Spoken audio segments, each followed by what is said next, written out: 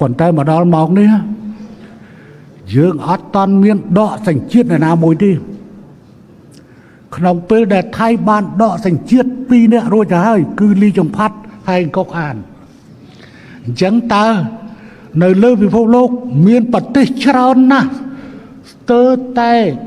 80% នៃប្រទេសដែលមានច្បាប់ដកសញ្ជាតិ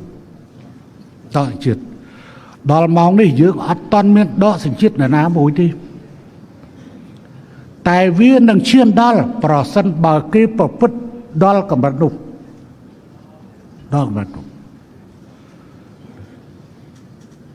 អានឹងគឺថា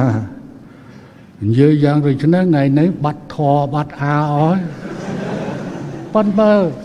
បដិជគុណកណាខ្ញុំធ្លាប់និយាយលេងធ្លាប់នេះហើយពីដើមកណាខ្ញុំអាសានិយាយ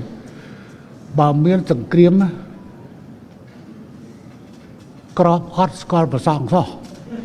មិនស្គាល់ទេ